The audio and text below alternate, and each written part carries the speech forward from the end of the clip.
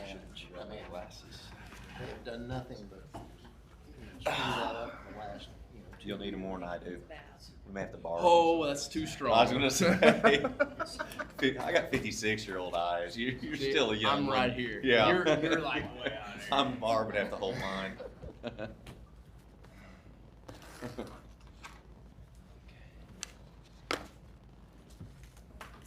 Okay, we'll call the meeting to order.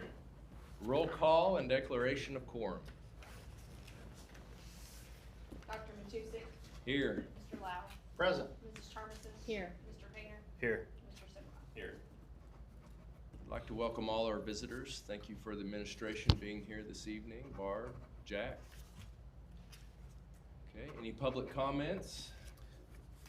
Nobody signed up or Okay. contacted me. Thought maybe Mr. Faulkner would have something he wanted to tell us. He will later. Yeah. All right. Agenda item 3, consent agenda. Anybody have anything they want to pull off for further discussion?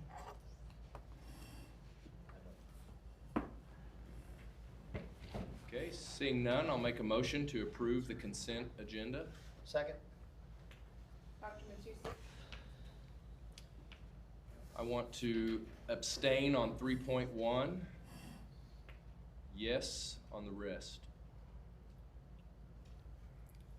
Mr. Lau. Aye. Mrs. Charmison. Yes. Mr. Painter. Yes. Mr. Simba. Yes. Okay, regular business. Agenda item 4.1. Discussion, possible board action regarding meal prices for the 26-27 school year. So this is based on just a minimum, also a minimum of what it costs. OPA, they raise their prices each year, so based on that, then we also figure in what we get reimbursed. You get reimbursed different rates from USDA based on free, reduced, or full pay. You don't get as near as much, and so there's a breakfast and lunch. And so with that, we try to basically just get it to where it's about a break-even point for the full pay. You do make more off the free lunches, and then about the same off the reduced, but we try to get it to where the full pay is about a break even. So that's where we come up with those numbers. I'll make a motion to approve 4.1 as listed. Second. Dr. Matusek. Yes. Mr. Lau. Aye. Mrs. Charmison. Yes. Mr. Painter. Yes. Mr. Simba. Yes. And I would add on that, the adult prices on the far right, those are set by the state. Oh, on that same line. Kimberly, you good? You got all your votes? Okay. Agenda item 4.2, discussion, possible board action regarding changes to the middle school and high school handbooks. So with us this evening is Mr. Trango and Mr. Faulkner. Which one of you would like to go first? Well, his changes are gonna be the same as mine, actually. It's the AI policy. I updated it, I shared it with him, so I think, right, it's the same. We just changed some of the wording on it. We're trying to be we wanna kind of attack it, but also be a little lenient with the kids and not count it towards academic misconduct, their first offense, because of how easy it is to, I don't know if you guys have played with AI at all, but it's really easy to use. And after getting together with some teachers and talking with Mr. Trango, we felt like we wanted to differentiate their first offense for academic misconduct, and then the second time, basically like, hey, this is your warning, this is what's gonna happen. So then the second time, we just treat it like normal academic misconduct, and from there on, we keep it that way. And we saw it more as the year went on last year. I think we're gonna just continue to see it used. And one of the bigger or more important things to us is trying to educate the kids about it, and there are some things, some wording in there about that as well, because we feel like that's important too, and we feel like we need to do a better job. The only other change that I had was on our attendance policy. We had 3 tardies equals an absence, and the children receive a lunch detention. I want to change that to just 3 tardies equals an absence. The absence is the punishment, in my opinion. Then I've worked with Coach Cox. We've changed it to where it'll say, or once, if that becomes excessive, if they've got 2 absences or 3 absences due to tardies, then Coach Cox and I are going to then give them a worse punishment than lunch detention. And we wanted to do that to try to target the repeat offenders because it's the same kids it's happening with. So we're hoping maybe we can do something to get those kids to kind of fall in line and get class on time. So those are the changes. And I think what's also important as a school district and for administrators is to also educate parents as well. So I know you're trying to educate the kids, and that's great, but you know, speaking from a parent's point of view, I'm not connected to AI. Yeah. Nor do I want to be, nor do I want my children to be. But if you can educate the parents on the benefits and the dangers of AI, maybe they can keep an eye out, you know, on Yeah, our and kids. So maybe as a with- school district, I think that's something that if you guys can do that through whatever platform you can do it. Yeah, I was That'd gonna be say a good maybe idea. Parent Square, I think would be a good place to start with that, but no, I agree and you're right. I mean, it's got its place, but it's also got its dangers too. Yeah, well, and there are even a lot, Ms. Rollins and I have been discussing that there are a lot of places in the workforce that use AI now too. What- So preparing them how to use it appropriately, cause it's not going anywhere. Yeah. You know? There's a lot of technologies that I use in my business place that are AI based. Yeah, But it's also, I guess, an improvement with diagnostics and so forth yeah. that it's allowing us to do that. But anyway, so Yeah, hopefully I we can agree. do that. Okay, perfect. Any questions? Okay. I'll make a motion to approve changes to the middle school and high school handbooks as listed. Second. Dr. Matusek? Yes. Mr. Lau? Aye. Mrs. Charmison? Yes. Mr. Painter? Yes. Mr. Simon? Yes. Agenda item 4.3, discussion possible board action regarding the FFA trip to attend National Convention 2026. So the national convention this year is in Indianapolis, October 21st through the 24th, and so they're just trying to make sure they get early approval, that way they can start all the planning on that. So moved. Uh, Oh, no, sorry. you're fine, you're fine. I'll second, but I was just gonna, I know they always have parents that help them, accompany them, and so forth, but I know some of those parents roll out. And I didn't know, have you heard who might be I have not. adult sponsors to I help? haven't sat down with George to find out exactly how many kids are going, parents, That's fine. all that. Amy I was just more may curious. actually know more Yeah, at you this might point in be on time, that I list don't now. I'll know. volunteer to go. There you go. So, Well, as long as Josh will, yeah. I'll second I'm that. guessing. We'll see if we can give you the I'm time off. guessing Yeah, there you go. He'll let the senior, like Shelley, parent, I'm guessing he'll Yeah. probably give them first. I don't know for sure. You're probably right. I have no I- idea. I- But that's just, Besides the date Yeah. and location, I haven't heard, he hasn't got the details, or if he has, I he mean, hasn't I'm got happy back to. with Mr. Faulkner. Yeah. I don't care. I was I'll more, do I guess, whatever. trying to keep up with what parents are now in the circle or in the cycle. Yeah. But Dr. I've got a second, so. Dr. Matusek? Yes. Mr. Lau? Aye. Mrs. Charmison? yes. Mr. Painter? Yes. Mr. Simon? Yes. Will both ag teachers go on that, or just They're planning on it, aren't both of them they? Yeah. go on Yeah. that? They should both go, yeah. I mean, the last I talked to them, they were, so I didn't know if something came up, so the reason I looked at Mr. Faulkner, but yeah. Okay. Okay, agenda item 4.4, discussion and possible board action regarding changes to the following board policies. Item 431, reporting suspected child abuse and or neglect, and 519, harassment, intimidation, and bullying. So there were new laws that set forth, OSSBA, all the wording change in there, everything came directly from OSSBA policy services on that, and so it all had to be added to make your policies up to date, so it's just a housekeeping chore that we're putting that in there. Looked to me like good changes. Yeah.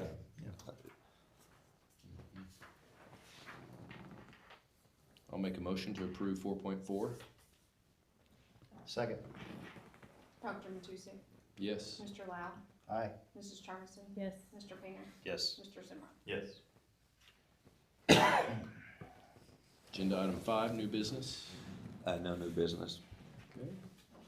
Superintendent's report.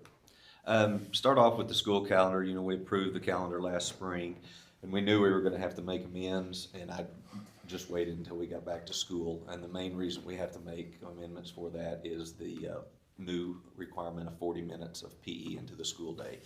This year, you can count 20 minutes as instructional time, so we only had to put 20 minutes that did not count as instructional time. So we were able to do that without modifying or lengthening the school day or starting early or adding days like that. But what it did is the elementary originally had 6 or 7 days built in, and it's put us at 1 point something. So what we're gonna need to do is, and I talked to the teachers about it this morning, is getting a calendar committee together and looking at making those 5 days we have in the spring. We have Martin Luther King Day, President's Day, I think Good Friday, May 7th, and the Friday before we get out of spring break. And so look at just, you know, do we put those in order? You know, how do we wanna add those as snow days? But we need to do that just so we have something built into that. So just wanted to make you aware of that. So we'll come back with a final approval. Basically, it's a spring semester. So you're saying remove some of those days? Well, we'll just list them as snow days, and it'd probably make the most sense just to go in order. That way, if you miss January 8th, then, you know, that January, Holiday. Whatever that, yeah, whatever then that that's gone. was, Yeah, that's Martin Luther gone. King Day, we'd use that as a snow day, and then if you have February or whatever it is, but we'll visit with the teachers and see what they wanna do. So, so we'll come back to you in, September for another approval on the final calendar. And with that, I would like to point out that, you know, next year when we plan the calendar, it goes the full 40 minutes. None of that counts as instructional time for next year. So unless something changes with the law, we are gonna have to look at either adding more days or making the school day longer if we stay with the hours. Now, if we choose, if you know, the staff chooses that we wanna just go to days, because right now we choose to go to hours. If we choose we wanna go to days, well, then we would be covered with that on the day. So we'll study that more collectively as you know, the committee and then teachers as well, and principals talk about it. But just kind of this spring, the calendar will look different with the days or with the time schedules. Next, net assessed valuation. Just kind of wanted to keep you posted on, you know, last year I think our net assessed valuation was 73.7 million in Kingfisher County. This year it dropped to 71.3. You know, if you're a school that's on the formula, that would be less chargeable, and so you might get that back a little bit in state aid on that top portion. Where we're not on state aid in the top portion, we're only on transportation and the salary or incentive aid on the bottom. You know, that's just a hit you have to take. I did get Garfield counties in today. It wasn't very much, but we did drop a little. But between the two, it amounts to about $87,000. That's just a pure hit. You know, that kind of falls in line with the teacher pay raises. You know, that was a teacher pay raise. I think that Timberly figured that up. That's gonna cost right at $173,000. And so, you know, those are hits that are full absorption for us. And so, you know, as I mentioned to the teachers today, we have a very good carryover going into this.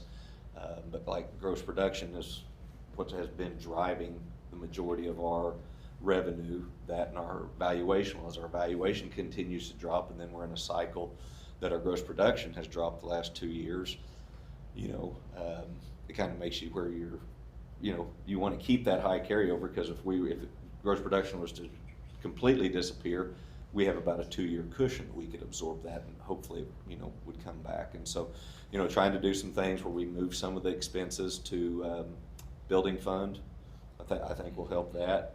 I'll show you a sheet here in just a second on the resignations of kind of the employee trade out of things we're trying to do in-house to just, you know, mitigate some of those losses and not keep doing what we've been doing, because if we do, that fund's just not going to be there, you know, in about 2 years, 2.5 years. So gross production, I did want to point out too, we got our August deposit today. Last year in July, we got 226,000. And this July we got 166. Well, last July we were still coming off of, you know, those 250 a month checks. kind of a positive sign though is last year, August deposit, it went to 141, so it dropped from 226 to 141 for a total of 368. This year, July was 166, and what we got deposited today was 175. So August to August, we actually increased. So we're down 26 in the 2-month comparison. But I think as we've seen the trend and what oil prices have done the previous few months, hopefully that trend stays at that 175, 180, factor. Because last year at this time we went about 3 months where we were at that 140 to 150 range. So hopefully that trend stays here where we're get back into where we're starting to collect a little bit more in the gross production. So that is at least one potentially positive thing with what's going on with gross production.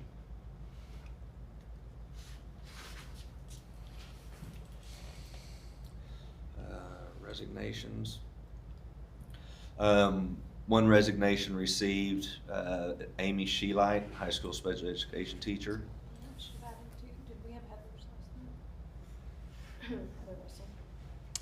I thought we did Heather's last month. You did. Okay. Did we do it last month? With that, I also put on the employee trade outs, and this is kind of what I'm talking about on that factor, that sheet right here. So on the left are teachers that have left the district, and on the right is what we've replaced with. Now I will point out we do have to replace one of the paras. We have a special education student that requires a full-time para, and so Mr. Trango is getting ready to offer that position, so that will go down. But where we lost basically about $614,000 in salary, and then we had to rehire back approximately $347,000. We have a savings of $267,000. So, like I say, we're not just trying to keep doing the same thing, and trying to look at long-term expenses and trying to keep those down as we're moving forward as well. And tied in with that is enrollment. So, how can you continue to lose staff, so to speak? And we've reduced staff, and majority of it is at the elementary. And I commend Ms. Mack and Mr. Crosswhite for having tough conversations. Obviously they want as many teachers as possible, but when your kids dictate your class sizes, and so with that, today's enrollment was right at 787. When I got here, 5 years ago, we were at 847. So 60 kids in 5 years. So if we were on the formula up top, that would be a loss of revenue there. But we're not on the top, so it's, yeah.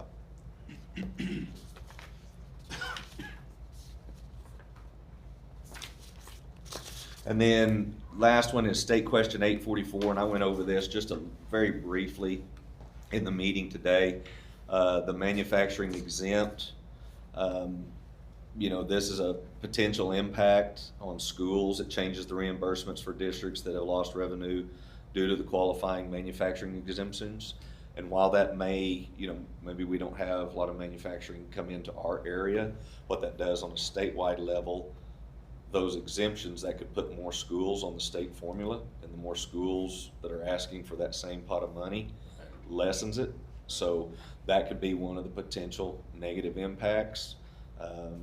So anyway, main thing I put that out that I want to just remind the teachers about, that's fine if you're, whether you're for this or against this, that's everybody's personal choice.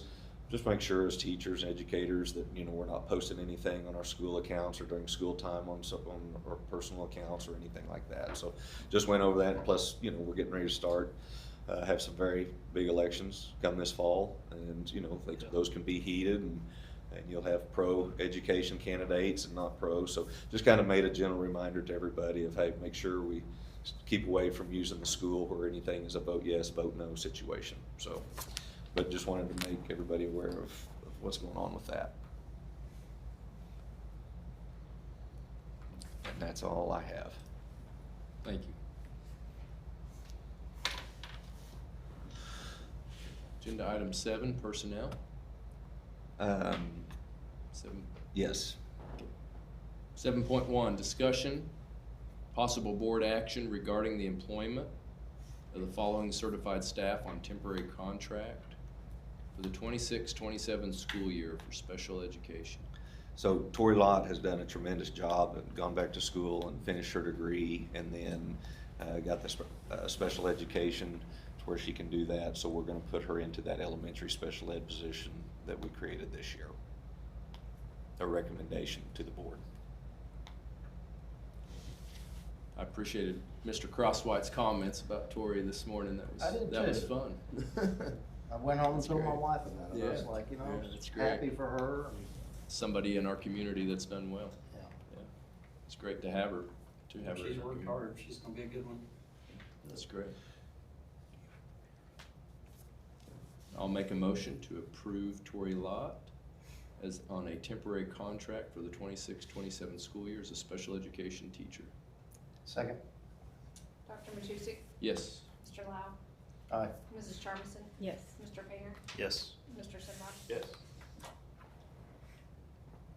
Agenda item 7.2, discussion and possible board action regarding the employment of the following support staff for the 26-27 school year. So this is the position that I was referring to that we do need to add, but at this point in time, Mr. Tringa does not have a recommendation, but that person by Thursday will be here, maybe earlier, so they can do some of the professional development, but we will officially hire them at the September board meeting. In September.